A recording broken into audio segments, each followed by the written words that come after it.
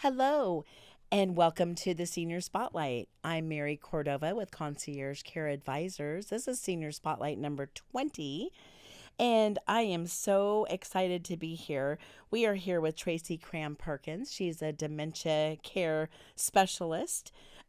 She also is an author, and she's going to share a lot of information about caregiving today and also dementia and how to survive, basically taking care of a loved one.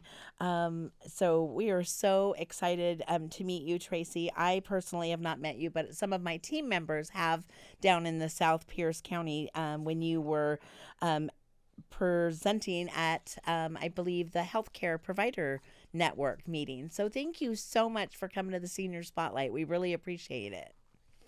Well, Mary, thank you so much for having me and inviting me on the program. Absolutely. Well, you and I share a passion I will have to share with you. I ran a 60-bed dementia community in Linwood, Washington. That's now called Brookdale Alderwood. Okay. And I also had my husband's father lived with us the last 3 years of his journey. And his recall was less than 4 seconds, I would think. And the only thing that he could do was feed himself. So my husband had a huge job, went through the caregiver stress, lost tons of weight, and had health issues because of it. So grateful to have you here and talk about, the holistic approach, the revitalizing of the person giving the care, and all of those things. So I would love to know a little bit about your passion, why you wrote the book, and we'll start from there. Okay.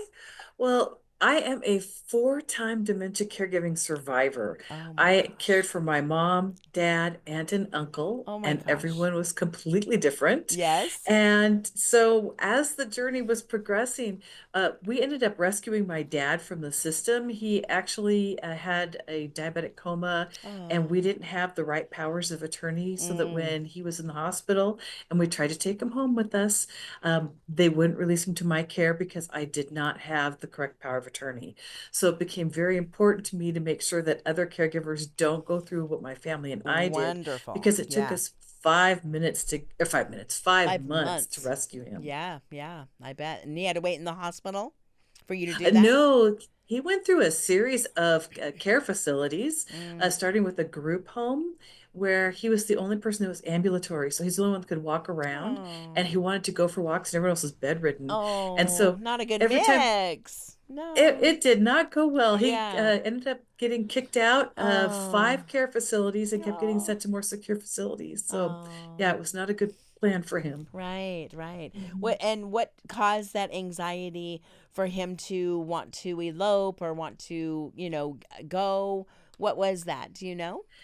Oh, absolutely. He wanted to exercise. Yeah. He used to walk every single day, Oh. managed his diabetes, and they wouldn't let him walk at the facility. So every Oh. time he asked if he could go, they would say no. Oh. And my sisters and I all worked, so we would get there in the evenings, and by that time it was too late for him. So it, Right. it was very challenging. Well, and I think that, and when we're looking at the holistic person, we ask that what are their likes? What are their dislikes? What did they do as their profession? There's a reason that the mailman that retired as a mailman gets up and gets dressed at 2 o'clock in the morning. It might not be that he's trying to exit seek. He's getting up to go to work, right? So Exactly. getting to know who they are as people and you know knowing that your father wanted to exercise, to be in an environment where he could fulfill that and not feel like he was trapped or confined is so important to meet everybody where they're at. Like you said, this is a four-time journey for you.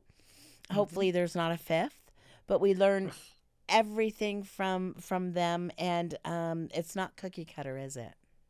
No. Yeah. Tell me a No. little bit about the different behaviors and what other people couldn't expect. What can people look for early on? I just got off with Senior Life. I will share this with you at another time, but we just did a podcast with Senior Life, and they're doing AI cognitive testing about 10 years prior to us being able to cognitively test if someone has dementia. through the gaze of someone's eyes. Yeah, so Wow. I will share that with you. And it's something that we have been working with them on a fall prevention app. By a 10-second video, we can see if someone's a fall risk. And by a 15-second video,